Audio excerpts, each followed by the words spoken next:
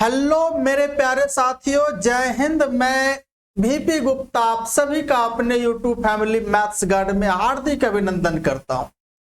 आज के क्लास में हम लोग पढ़ने वाले हैं फटाफट रिवीजन सीरीज, जिसमें हम लोग मिक्स्ड क्वेश्चंस का प्रैक्टिस करते हैं। जैसे आपके एग्जाम हॉल में क्वेश्चंस आते हैं उस तरीके से क्वेश्चंस का हम लोग रिवीजन करते हैं, प्रैक्टिस करते हैं। और यहाँ पर आपके सामने क्वेश्चन फटाफट आते हैं और उसका आंसर भी आप लोगों को फटाफट देना होता है, इसलिए हमने इसका नाम भी रखा है फटाफट रिवीजन सीरीज।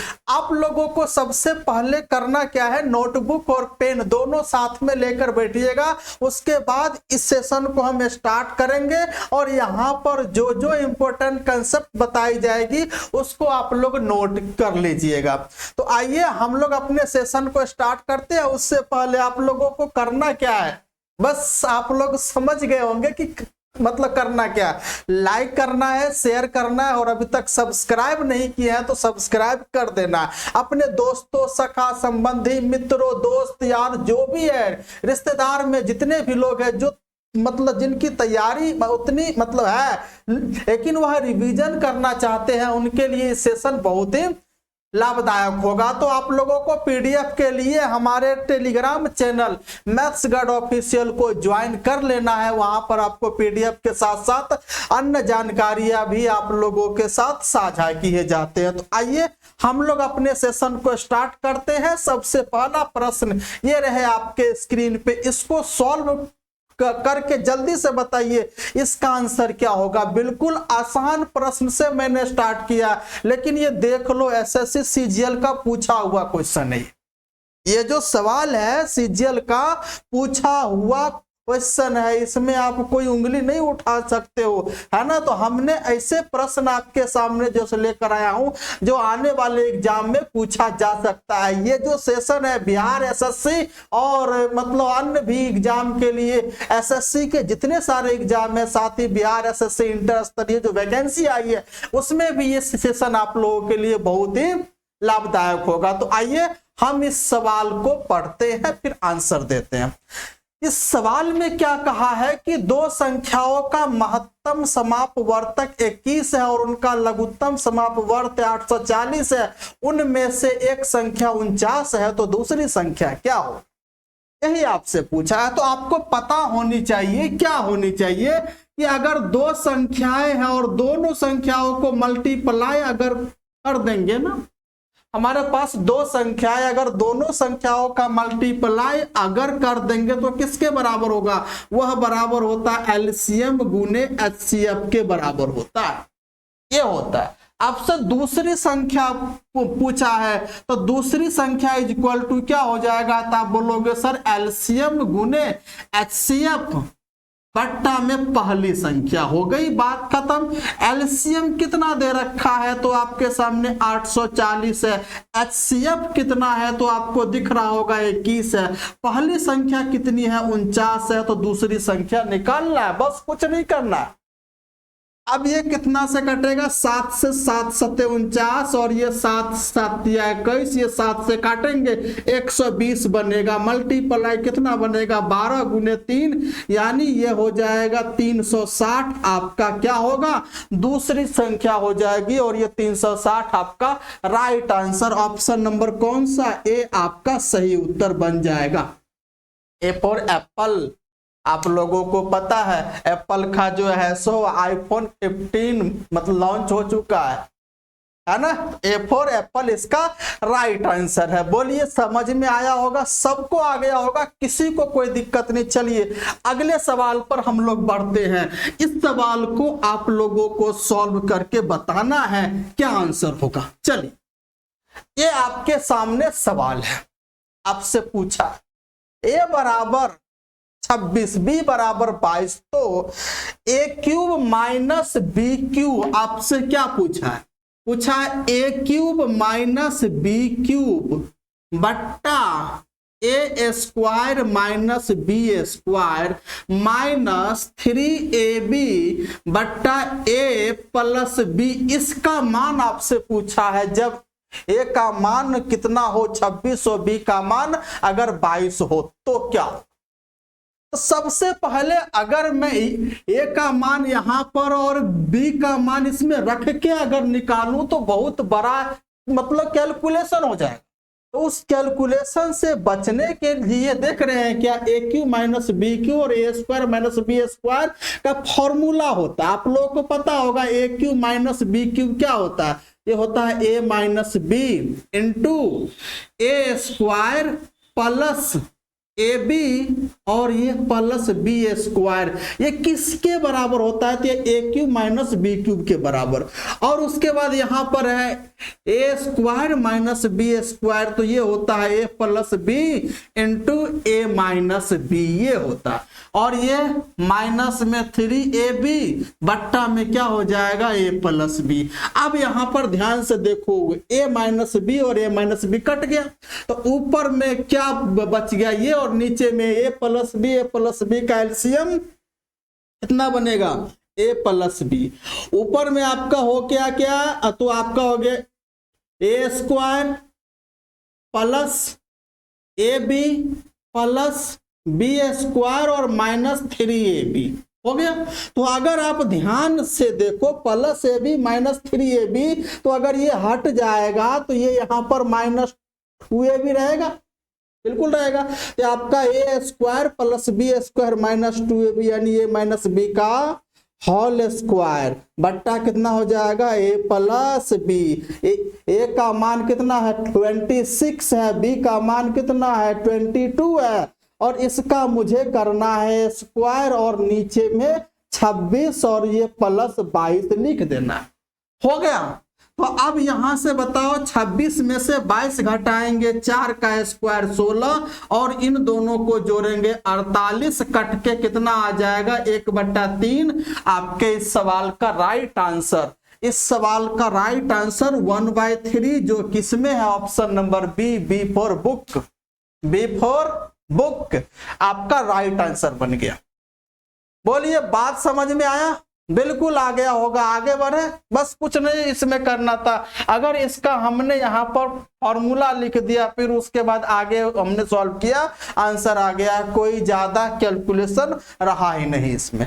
तो आइए हम लोग आगे बढ़ते हैं। हाँ, तो इस सवाल को सॉल्व करिए, जल्दी से सॉल्व करिए भाई। क्या होगा आंसर फटाफट बताइएगा। इस सवाल को सॉल्व करके बताना है क्या आंसर होगा, ए बी सी डी में से कौन सा आंसर होगा, जल्दी से आप लोगों को बताना है, फटाफट बताना। चलिए क्या कहा है, करा कोसेक प्लस कॉट, आपके सामने है cosec theta plus cot theta बराबर दे रखा है पी, बस यही है।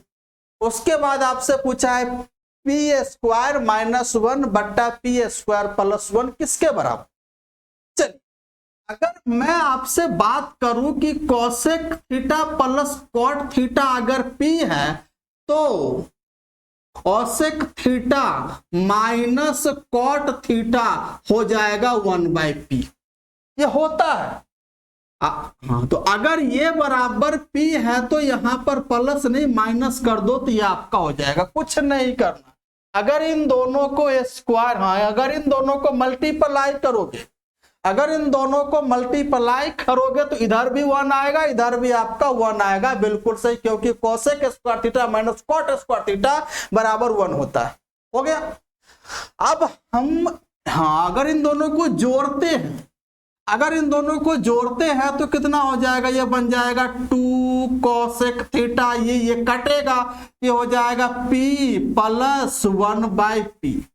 तो अगर मैं बात करूं कोसेक थीटा की तो कोसेक थीटा कितना हो जाएगा, ये हो जाएगा p स्क्वायर प्लस 1 और बट्टा में p, और ये वाला 2 यहां आ जाएगा 2p। आपको पता है कोसेक थीटा होता क्या, तो होता hypotenuse by perpendicular, hypotenuse by perpendicular. तो अगर आप यहां पर अगर एक त्रिभुज बना दो, अगर इसको मान लो थीटा और ये 90 डिग्री, तो 90 के सामने आपका हाइपोटेनस ये क्या हो जाएगा पी स्क्वायर प्लस 1, और ये जो आपका यहां पर एंगल है थीटा के सामने होता है लंब, जो किसके बराबर है 2p के बराबर है। अगर आपका यहाँ पर हाइपोटेनस ये है, परपेंडिकुलर ये है, तो बेस जो होगा वह क्या हो जाएगा, पी स्क्वायर माइनस 1 के बराबर होगा।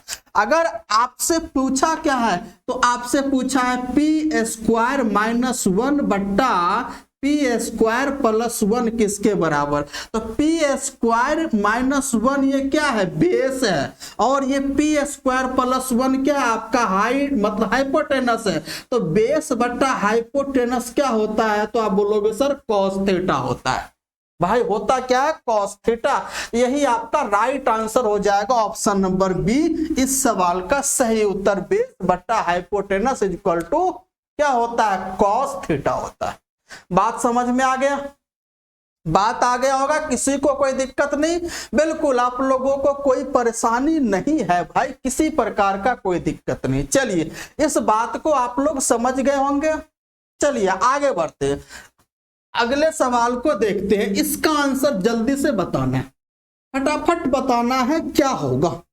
ABCD में से कौन सा आंसर होगा, मैं आपके उत्तर का वेट कर रहा हूं, जल्दी से बताइएगा इसका आंसर क्या होगा। मैं आपके आंसर का वेट कर रहा हूं, कितना वेट करवाओगे, जल्दी से बताओ। कह रहा है त्रिभुज ABC और EDF समरूप है।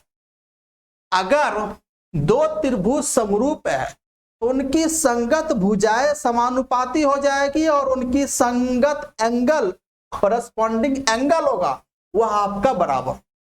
लेकिन यहां पर दो त्रिभुज समरूप है, लेकिन यहां एंगल की बात नहीं कर रहा है, भुजा की बात कर रहा है, तो उनकी संगत भुजाएं क्या होगी, समानुपाती होगी। चलिए हम यहां पर देख लेते हैं। यहां पर कह रहा है कि दो त्रिभुज है ABC, ये रहा A, ये रहा B और ये रहा C, और अगला त्रिभुज आपके सामने क्या है, EDF। कौन सा है, E है, D है, F है। ये दोनों क्या सिमिलर है, समरूप है। अगर ये सिमिलर है तो बताओ संगत भुजा इसका इसका अनुपात, इसका और इसका अनुपात, फिर इसका और इसका अनुपात क्या होगा, बराबर होगा, बराबर होगा। वहां पर पहले हमने कहा शुरू किया ABC से, तो फिर EDF। तो अगर ABC ऐसे है तो फिर EDF भी ऐसे आपको लिखना पड़ेगा। चलिए यहां पर क्या है, यहां पर आपका AB का मान है 6 सेंटीमीटर, इसका मान दे रखा है 6 सेंटीमीटर, हो गया। उसके बाद DF का मान दे रखा है 16 सेंटीमीटर। कितना है भाई, DF का मान 16, DE कहां गया, DE इसका मान दे रखा है 8 सेंटीमीटर। कितना है भाई, 8 सेंटीमीटर। तो आपसे क्या पूछा है, BC का मान क्या होगा। तो आपको पता है दोनों त्रिभुज अगर समरूप है, इनकी संगत भुजा यानी 6, यानी AB का संगत DE, तो यानी 6/8 का जो रेशियो होगा वही रेशियो BC का संगत आपका DF। तो BC यानी मान लो x/16, ये दोनों का रेशियो क्या होगा, बराबर होगा। क्यों, क्योंकि भाई दोनों त्रिभुज समरूप है, सिमिलर है।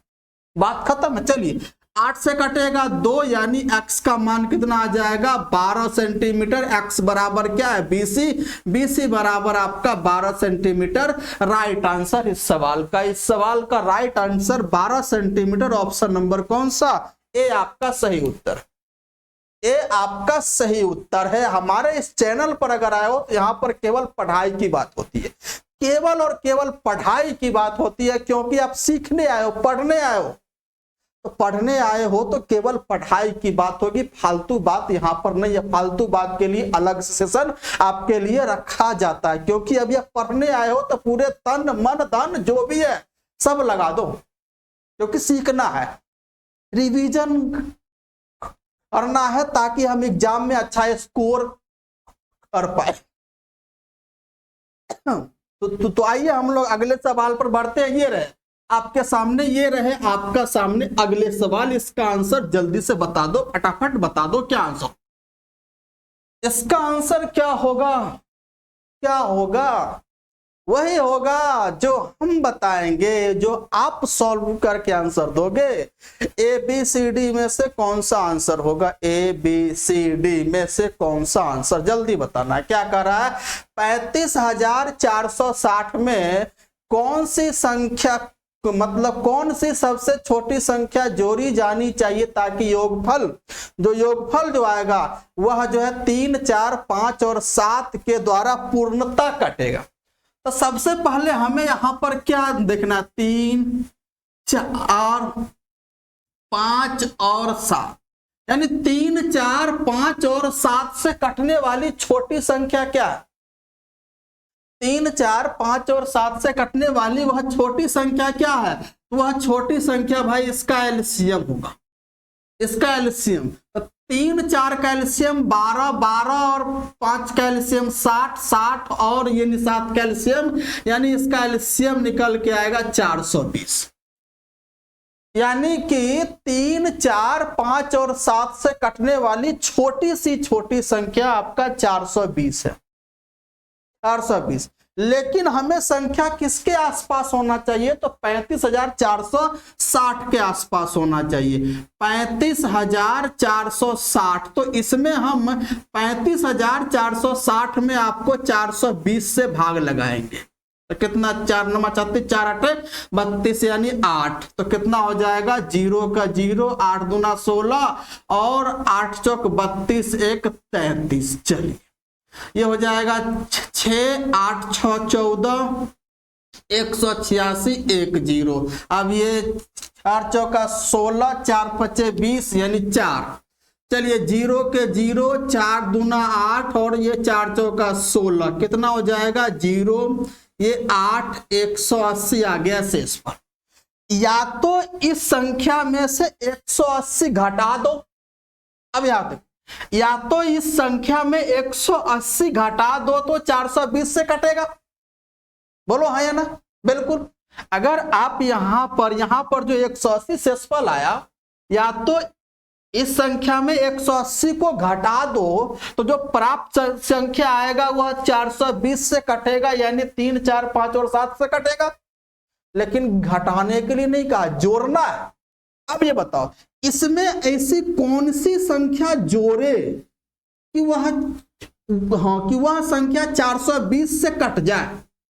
तो यानी आप ये कहोगे इसमें कौन सी संख्या जोड़े कि 420 से कट जाए, यानी 420 में से 180 घटाओगे यानी 240।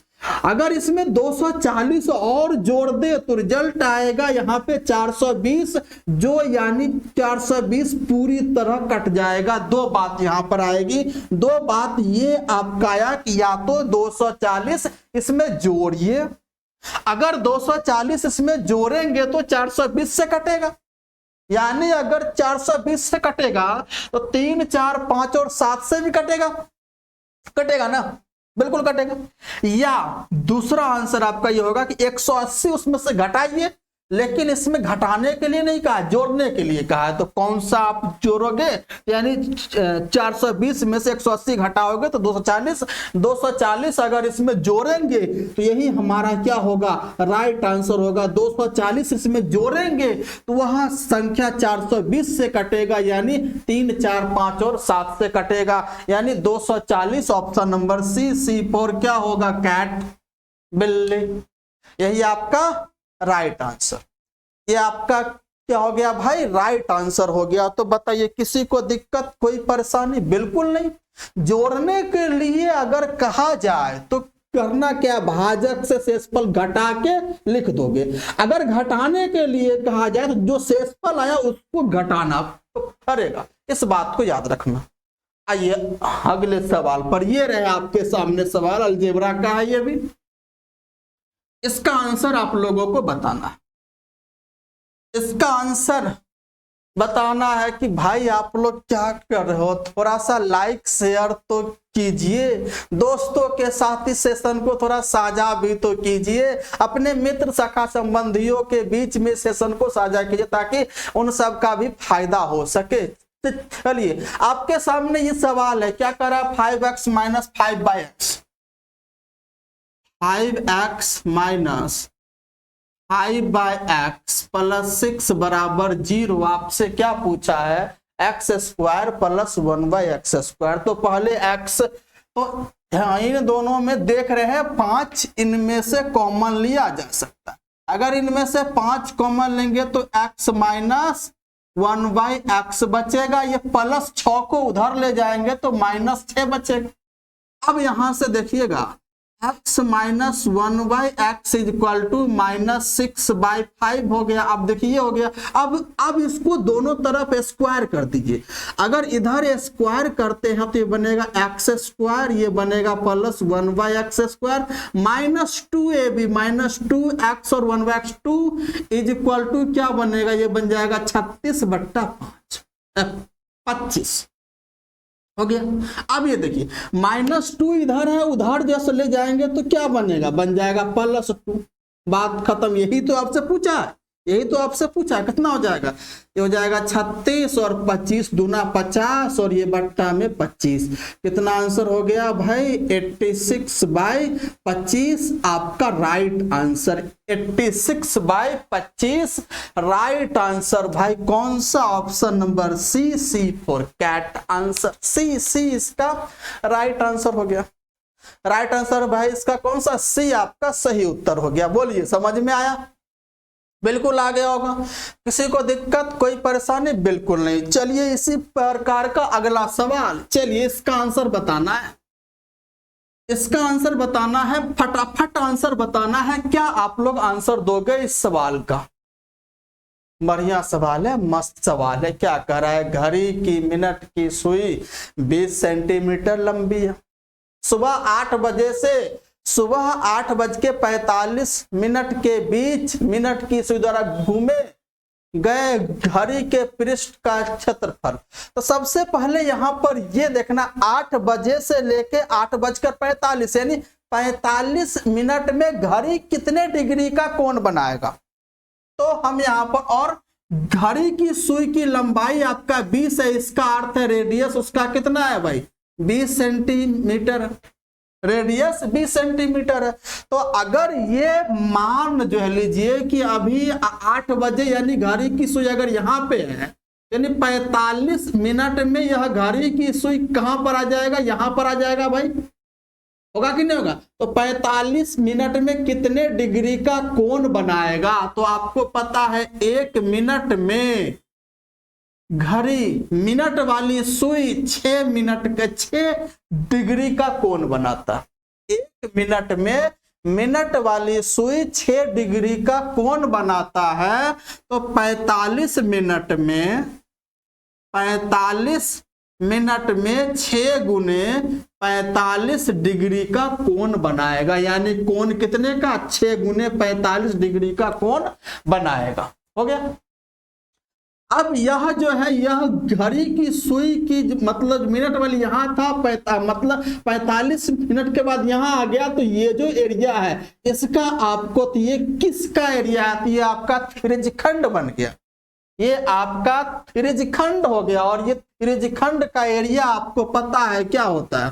तो त्रिज्यखंड का जो एरिया होता है वह θ/360 इंटू πr²। और ये जो है किसके बराबर है, थीटा के बराबर। चलिए थीटा का मान आ गया 6 × 45/360 इंटू पाई का मान 22/7, आर का मान क्या है 20, स्क्वायर है तो 20 × 20 हो गया।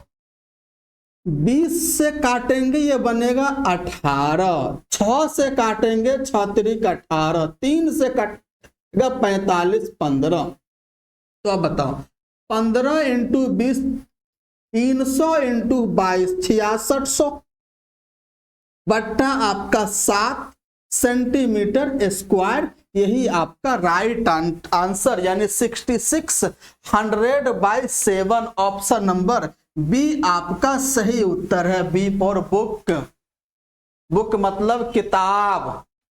सही उत्तर आ गया ऑप्शन नंबर बी। बोलिए किसी को दिक्कत कोई परेशानी? बिल्कुल कोई परेशानी नहीं, क्योंकि त्रिज्यखंड का जो एरिया होता है वह आपका होता है θ/360 इंटू πr²। क्योंकि मिनट की सुई जो घूमेगा तो वह त्रिज्यखंड बनाएगा, तो उसका एरिया कितना होगा 360 θ/360 इंटू πr²। यही आपका राइट आंसर है। बात समझ में आ गया? चलिए इस सवाल को सॉल्व करिए। इसको सॉल्व करके बताइए क्या है, जल्दी से बताना है, जल्दी से बताना है क्या होगा आंसर। पहले सवाल को बढ़िया से पढ़ना है, उसके बाद समझना है, उसके बाद अप्रोच लगाना। पहले सवाल को पढ़िए। यहां पर कह रहा है एक नौका 8 घंटे में धारा के विपरीत, धारा के विपरीत का हो गया अप स्ट्रीम, धारा के विपरीत यानी कि अप, और धारा के अनुदिश यानी डाउन हो गया। धारा के विपरीत 25 किलोमीटर और धारा की दिशा में 39 किलोमीटर चलती। कितने घंटे में भाई? 8 घंटे में। तो मुझे बताइएगा टोटल समय उसको लग रहा है 8 घंटा, और समय इक्वल टू दूरी बट्टा चाल, समय इक्वल टू दूरी बट्टा चाल। तो मुझे बताइए धारा के विपरीत चाल क्या होगा? तो एक्स माइनस वाई। एक्स क्या है? एक्स आपका नाव की चाल, वाई क्या है? धारा की चाल। धारा के अनुदिश या धारा की दिशा में स्पीड क्या होगा? तो बोलोगे एक्स प्लस वाई। एक्स मतलब आपका नाव की चाल और वाई धारा की चाल। चलिए, तो यानी धारा के विपरीत उसको जाना कितना है? 25 किलोमीटर। किस स्पीड से? धारा के विपरीत स्पीड हो जाएगा एक्स माइनस वाई। धारा के अनुदिश वो जा रहा है 39 किलोमीटर। किस स्पीड से? धारा के अनुदिश उसका स्पीड बन जाएगा एक्स प्लस वाई। दोनों को मिलाने के बाद उसको लग रहा है 8 घंटा। अब देख रहे हो घंटा, 8 घंटा इंटीजर में। इसका अर्थ है कि ये पूरा पूरा भाग जो है सो लग के तब 8 आ रहा है। अब यहां पर आप देख रहे हो 25, यानी x माइनस वाई से 25 कटेगा, फिर x प्लस वाई से भी 39 कटेगा। दूसरे कंडीशन में क्या कह रहा है कि धारा के विपरीत 35 किलोमीटर, तो 35 किलोमीटर धारा के विपरीत स्पीड क्या है? तो x माइनस वाई। अब कह रहा है कि धारा के अनुदिश 52 किलोमीटर, 52 धारा के अनुदिश एक्स प्लस वाई, मिला के उसको समय लग रहा है 11 घंटा। देख रहे हो समय इंटीजर में, इसका अर्थ है इधर भी आपका इंटीजर होगा। अब आप ध्यान से देखो, एक्स माइनस वाई से 25 कट रहा है, एक्स माइनस वाई से 35 कट रहा है, यानी 35 और 25 दोनों एक्स माइनस वाई से कट रहा है। इसका अर्थ है इन दोनों का अंतर लोगे 10, एक्स माइनस वाई से कटेगा यानी 5 से भी कटेगा। इसका अर्थ है एक्स माइनस वाई का जो मान होगा या तो 5 होगा या 5 का मल्टीपल होगा। क्यों भाई? क्योंकि यहां भी इंटीजर, यहां भी इंटीजर। अब यहां देख लो, एक्स प्लस वाई से 39 कट रहा है और एक्स प्लस वाई से 52 कट रहा है। तो 39 और 52 को अगर आप ध्यान से देखो तो इसका एचसीएफ बनेगा आपका 13। 13 से आपका ये भी कट रहा है, ये भी कट रहा है। इसका मतलब है ये एक्स प्लस वाई का मान या तो 13 होगा या तो 13 का मल्टीपल होगा। बात समझ में आ रहा? हमने यहां पर ये बोला कि 25 एक्स माइनस वाई से कट रहा, 35 भी एक्स माइनस वाई से कट रहा, तो यानी इसका मान 25 का फैक्टर 1 होता है 5 और 35 का फैक्टर होता है 5। इसका मतलब है कि ये 25 और 35 जो कटेगा 5 या 5 के मल्टीपल से कटेगा। इसका मतलब है x माइनस वाई का मान या तो 5 होगा या 5 का मल्टीपल, 5 होगा या 5 का मल्टीपल। ठीक आ गई बात? अब यहां पर देखिए, x प्लस वाई से 39 कट रहा है, x प्लस वाई से 52 भी कट रहा है, तो दोनों का एचसीएफ 11। इसका मतलब है x प्लस वाई जो होगा इसका जो है सो कितना जो है 13 से कटेगा, 13 या 13 के मल्टीपल से कटेगा। अब यहां पर देखो, x माइनस वाई का मान 5, अगर x माइनस वाई का मान 5 यहां पर रखेंगे, 5 से 25 में भाग लगाएंगे 5 बनेगा। x प्लस वाई 13, 13 या 39, 5 प्लस 3 8, बिल्कुल सही है। अब यहां पर x माइनस वाई का मान 5 यहां पर जैसे रखते हैं, x माइनस वाई 5 रखेंगे तो आएगा 7 और x प्लस वाई रखेंगे 13 तो आएगा 4। 7 4 11, बिल्कुल आपका ये 5 और 13 पर ये दोनों वैल्यू क्या हो रहा है, संतुष्ट हो रहा है। इसका मतलब x माइनस वाई का मान 5 और x प्लस वाई का मान आपका 13 बिल्कुल सही है।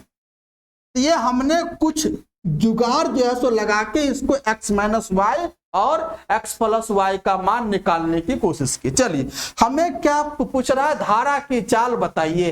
तो धारा की चाल आपका y होता है, y का मान ज्ञात करने के लिए घटाएंगे, इसको घटाएंगे तो plus x minus x cut गया, -2y और 5 में से 13 घटाएंगे -8, -2 से माइनस कटेगा ये 4y इक्वल टू आपका आ गया 4 किलोमीटर प्रति घंटा। यही आपका धारा का चाल आ गया 4 किलोमीटर प्रति घंटा। Option number B, option number B यहां पर आपका आ गया राइट आंसर। तो इसको हमने बहुत ही बारीकी से आप लोगों को समझाने की कोशिश की। आप लोग इसको फिर से देखिएगा और अच्छे से समझ में आ जाएगा। तो बात आ गई, तो आइए अगला क्वेश्चन, भाई खत्म हो गया अगला क्वेश्चन। अगर ये सेशन आप लोगों को अच्छा लगा होगा तो इसको लाइक शेयर एंड सब्सक्राइब जरूर कीजिएगा। अपने दोस्तों के साथ, अपने रिश्तेदारों, सखा संबंधी जितने भी आपके संपर्क में लोग हैं जो प्रिपरेशन कर रहे हैं और जो रिवीजन करना चाहते हैं, बिहार एसएससी का जो अभी आया है, मतलब उसका फॉर्म अप्लाई हो रहा है, वो अगर एग्जाम देना चाहते हैं तो उसके लिए सेशन आपका बहुत ही अच्छा है, बहुत ही लाभकारी है, बहुत ही लाभदायक आपके लिए सेशन होने वाला। और यहाँ पर वही सवाल मैं आपके सामने लेकर आता हूं जो आपके आने वाले एग्जाम में पूछे जाएंगे। तो हम ये उम्मीद करते हैं ये सेशन आप लोगों को अच्छा जो लगा होगा। एक नई सोच, एक नई उमंग, एक नए उत्साह, एक नए जोश, नए ऊर्जा के साथ आज की क्लास को यहीं तक जो है समाप्त करते हैं। फिर मिलते हैं अगली क्लास में एक नई ऊर्जा, एक नई जोश के साथ। तब तक के लिए जय हिंद, जय भारत।